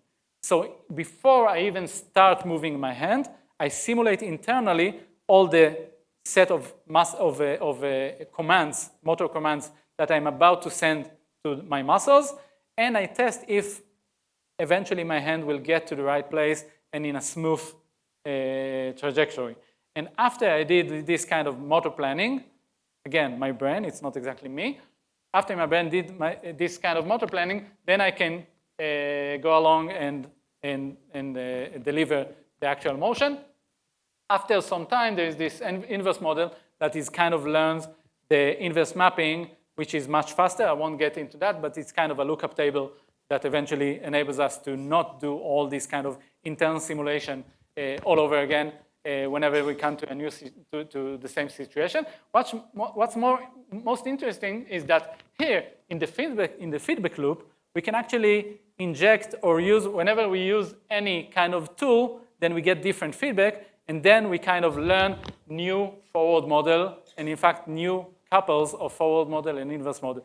So in the brain, we have multiple kind of models, world models, which include also different sets of models for the tools that we're using. This is, again, validated and highly accepted now that we know even where it is in the brain, in the cerebellum, and in the circuitry between the cerebellum and other sensory and motor areas of the brain, that we have multiple pairs of forward and inverse model that are kind of keeping for us these contexts of different tools that we're using or different worlds that we're experiencing. So now, when I'll return to the mouse and kind of invert the mouse, I may have some learning curve, small learning curve this time, in order to kind of recall the same model that is kind of having dust somewhere from a couple of years ago, but eventually I'll have a complete world model of using an inverted mouse that is actually kept there. Okay, so it's not learning and relearning all over again. That's the case of tools, and that was my motivation in the PhD work of injecting a virtual extension in this feedback loop. But now, what's even more interesting is what happens when we are inhibiting our commands to the body, when we are just thinking about doing something, but we're actually not doing this. So the same mechanism that evolved throughout evolution in order to support this optimal motion of our body is being used also in order to simulate these operations mentally, which is eventually our mental imagery. Okay, so the same mechanisms that are used for motor operation have eventually became what differentiates us perhaps the most from most of the other animals, our ability to kind of simulate the world, to have an internal world model and to simulate the world in our mind in order to make decisions and in order to do all these what ifs about the world, to see the lion in front of me and not approach it in order to test if it's going to eat me, but just to simulate it in my mind, knowing my speed and the speed of the lion and the distance between us, and to kind of think, okay, what is the best thing to do right now before I'm actually doing this. And the interesting thing about that is that when we are going to manipulate and change the reality and make our brain kind of acquire new world models, this in turn will eventually also change our mental imagery and our cognitive systems that are kind of overlapping with these systems of motor control. So that's a few words about that. I'll skip this in order to get to the end. That's the purpose and space. I just say a word about that. There is a different encoding in our brain to the space near our body and to the space far from our body, which is something that we see both in fMRI and in in very simple tests. For instance, the line bisection test, which means that it can be used as kind of a litmus test or lacumus paper, if you like, for if this virtual environment and this virtual body is actually convincing enough so that my brain is now believing that this is my real body. Because only in these circumstances we will see the peripersonal space kind of now wrapping this new virtual body that I acquired. So that's few words about the peripersonal space. And this leads us again to understand that virtual embodiment redefines what is a body. What is a body? The body is anything. This is just one body that I acquired in this physical life, in this physical reality, but there are many alternatives, many possibilities. Another, I'll say this briefly as well, another aspect of something that is going to be highly modified when we generate alternative narratives in virtual reality and augmented reality is not only the perception of reality, not only the perception of my body. So now I perceive myself as, I don't know, some kind of inside of a body of a unicorn, kind of floating in space or whatever. I still think about myself as Rotem, with my parents, with my history, and with all that. The self, my identity, is eventually the integration of all my memories, but it's also a story that I tell myself. Okay, it's a story that I tell myself, and into which I integrate my memories, and my memories I also modify these memories in order to match the narrative that I hold about this Rotem with his parents. Can this be changed as well? So we know from several seminal papers and studies that we can actually modify memories of people just by showing them false photographs of kind of events that they experienced and asking them to invent stories about these false photographs.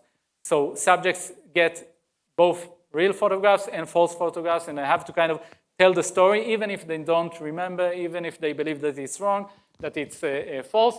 They have to invent a story, and eventually they get out of this experiment highly convinced that all these stories that they told are true.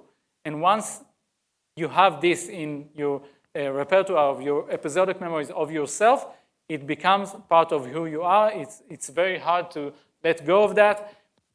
An example that is highly related of something that Shar Mizadi he was back then in Microsoft Research Cambridge. This is where I was working with him, and he did. My daughter is stood in a similar capture rig somewhere else in our lab, and she's going to holoport into my space, and I'm going to interact with her wearing my HoloLens. Hi, Bob, I miss you. Hey, Lilia, I miss you too. When you coming home? I'm coming home very soon. Let me get out of your way. Hey, Lilia, you can only hear me, you can't see me, but what are these toys? I have toys to show you. This one is named as Elmo. Elmo? And he can sing. He can sing, wow. We can actually record and play back that entire session. Now, this is almost like reversing through time. And if I wear my HoloLens device, it's almost like walking into a living memory that I can see through another pair of eyes from all these different perspectives. And because this is 3D content, we can miniaturize it onto this coffee table and experience it in a more convenient manner. And this becomes a magical way of experiencing these live captured memories. Okay, so this demonstration, as some of you probably already know, shows nicely the future of our photo album. These are the photos. Going through a photo album is actually reliving experiences. And when you relive experiences, even much more than in these experiments that you just have to tell something about a photo that you see, when you relive the experience and we modify something there, we use in the same way that if I took a picture and now the sunset wasn't perfect. So I use Instagram to kind of improve the sunset that was there at the same scene. Reliving the same experience with all these Instagram filters will eventually rewrite our memories, which will enable me, and we will most probably do that, kind of reshape our memories to the way that we want it, but will also perhaps enable others to kind of manipulate what we are, what we remember, what we don't remember, and how we remember that, which also connects to the pathological case of dissociative identity disorder, in which we see that's kind of what is also called multiple personalities, in which case people with multiple personalities, when they are in one personality, they find it very hard to remember or to recall events from the other personalities that they have. Something that we call inter-identity amnesia. Because it's so highly, you are so inside this new context of yours. So think about being inside of this avatar of a unicorn, which is very different from this body, inside of a different, very different environment, very different world with different rules of physics. All this is a very different context for me. So now when I'll try to recall what happened yesterday, I'll most probably, again, because of this predictive mechanism and this Bayesian brain that we talked about before, I'll most probably recall first the memories that I had yesterday as a unicorn. I'll most probably, when I think about my parents, I'll think about my unicorn parents, if there are unicorn parents in this kind of game, etc. and etc. When we will be in different virtual identities, and whenever we are in a certain virtual identity, we will be completely in this identity, including ourself. Ourself, we kind of be rewritten, which leads us to understand that virtual memories actually also redefine the self. And because I'm past the time, I'll almost skip altogether the research I did in my PhD. I'll just get to the conclusion of it. Basically, it's about re-embodied cognition. Embodied cognition is all that we talked about the connection between the body and the world, and how we infer about our body and our world, and how mental imagery is also part of this, and human cognition has eventually evolved for action. It's part of cognition is eventually representing the outer world that has co-evolved throughout evolution with this body, with this world, and governed by these laws of nature. And then I came and said, okay, but in virtual environment, this co-evolution, we actually reshuffle it, because the body is not necessarily the same body, it's any arbitrary body. The world can be any arbitrary world, and laws of physics are actually also lines of code. So everything, all the underlying assumptions of embodied cognition for something like 100 years of research are reshuffled. And then I asked, okay, what is going to be represented and how in my brain when I take this kind of new world and new dynamics, which is taking the same kind of control mechanism or control loop and injecting, instead of using the body, injecting virtual representation of your body with some modifications, and then testing how your mental imagery changed following this experience in virtual reality. That's kind of a short description of the experiment.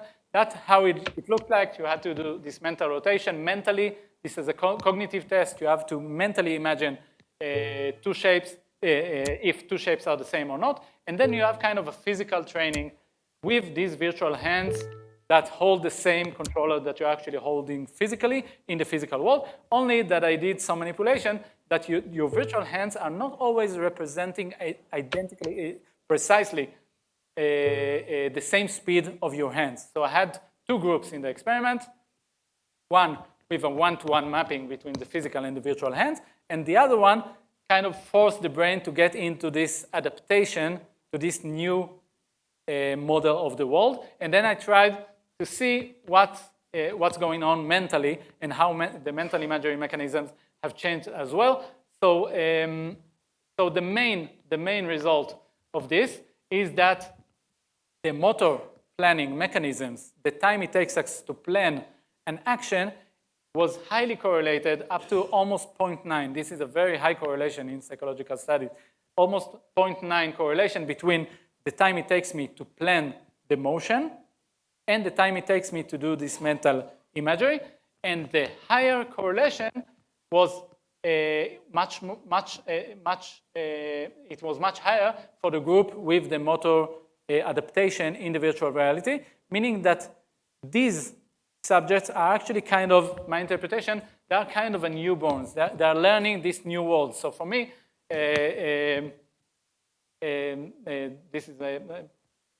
this baby is this newborn. That is kind of we put him in this university, and he's playing with his hands. And we talk about cognitive development. This baby is identical to this kind of newborn adult that is going into virtual reality and kind of relearns his body, but he's also kind of cognitively developing because he's relearning a new model of the world in this experience.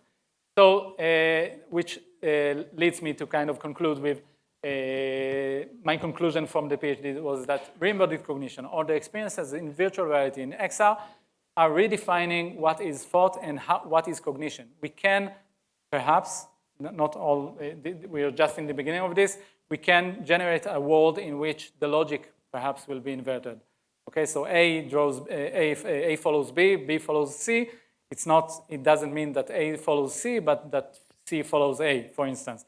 We can generate whatever world we like, and then the cognition or the cognitive mechanism or the cognitive patterns in our mind, we kind of follow that by representing the new world internally. Do I have time for a few words about the next, or should I conclude? I don't know what's your... Okay. Okay, so I'll wrap it up. I'll just say that right now in the Haifa University, we're running a generalization of this same research, but in the social context. We have several people together interacting with each other. We know, or we think, that the same predictive mechanisms are applied also on several people while they are in interaction. I try to predict your mental state, and you try to predict my mental state. And so we are capturing the motion of several people in interaction while capturing also the brain activity using FNIRS. And we know that the more people are getting synchronized with each other physically, the more synchronized the brain patterns become. We want to do beyond that, beyond just saying that we see synchronization between the brains, which we already saw in the past.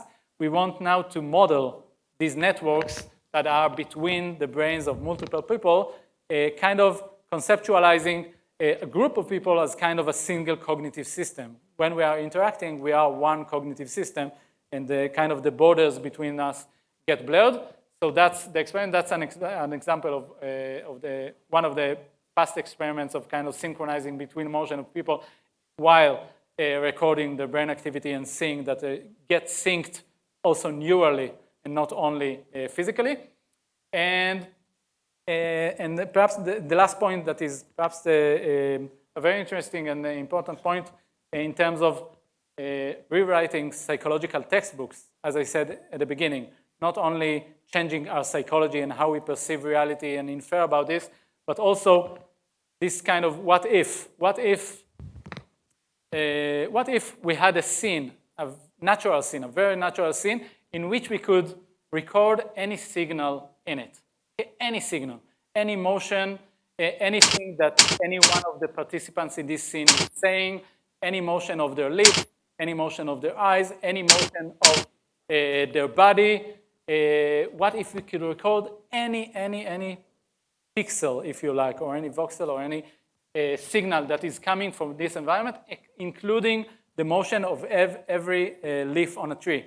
Okay, and what if we could also control it and replay it precisely over and over again, while manipulating whatever factor we want to manipulate? What if, in this kind of utopic research environment, we wanted to study the psychology, the physiological, psychological, and neural signals of one of the participants in this environment? If we had all this information, even over just a scene of 30 minutes, this amount of data about any motion of a leaf, any motion of any one of the participants, the amount of insights that we could drive using automated machine learning on all these signals would make most of our psychological theories today look highly simplified and even, I don't know, I wouldn't say pathetic, but very, very simplified when we are kind of in our labs, we are controlling one factor in an experiment and just kind of measuring one change, very focused changes in the behavior of the participant. But the interesting part is that, in fact, this is possible in VR, because when we have multiple persons in some environment in VR, what's important for us when we study the behavior and physiology of this participant, this subject, what's important is what he perceives.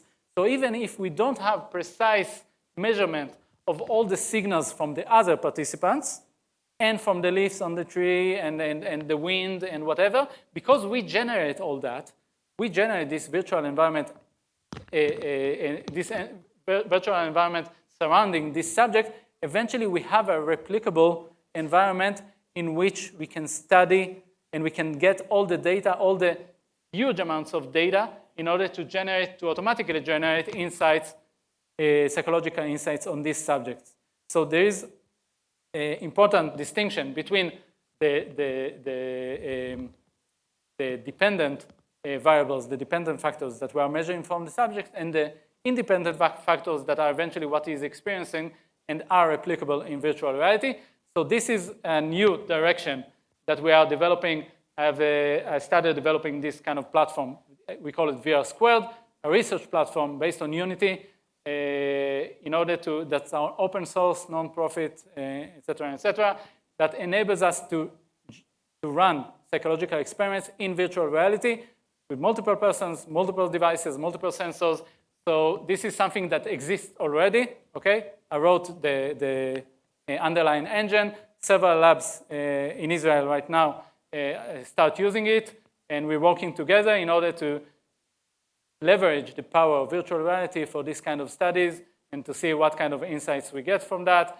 I won't get over all the details of that, but this is, again, open source, so anyone can join, can use it, can download the Unity package, and obviously can also extend it. And by this, I conclude with the 4 take-home messages. Sorry for stealing some of your time, extra time.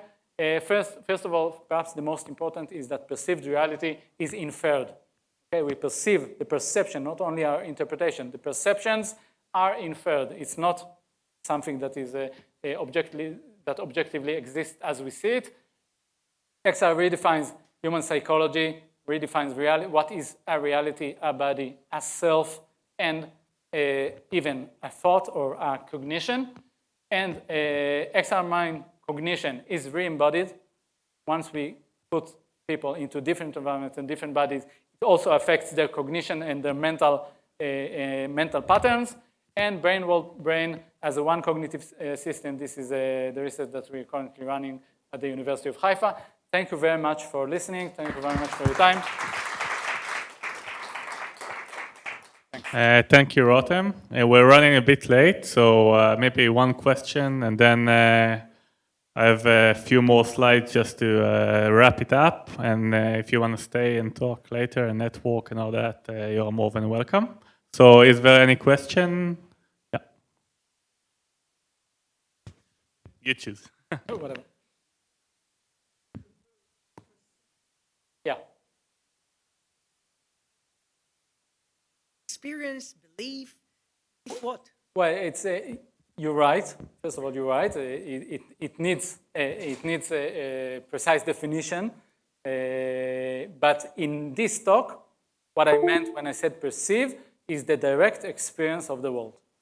Okay, the direct meaning without the conscious experience of the world. Even though when we talk about the paradigm, the predictive coding paradigm about how the brain is actually functioning, the underlying mechanisms of the brain that are all predictive, it's not only about conscious experience, it's not only about perception, but what I stressed the most was about perception of the world in virtual worlds and how virtual worlds affect our perception of the physical world.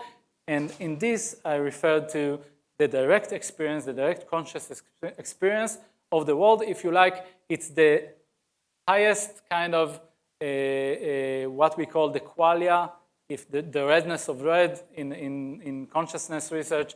There is this talk about, what I actually experience eventually, and if I see the red in the same way that you see the red color, this redness of the red color, which is kind of an open question. What is it exactly?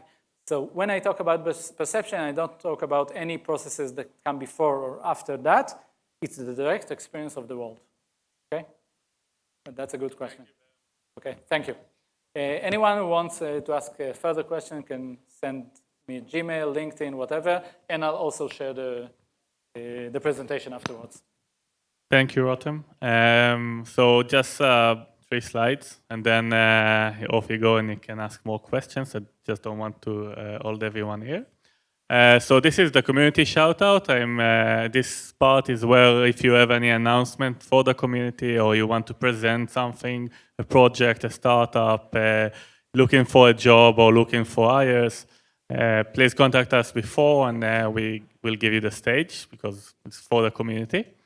And in this instance, we were approached by Nike, who are moving their offices to Tel Aviv, and they have kind of a competition. They're looking for new ways to tell stories. And yeah, you can see some details here on the slide. Basically, if you want to do that, you have to really hurry because you have to submit your ideas by May 9th. So some more details can be I can give you if you want to get them, come talk to me later. And this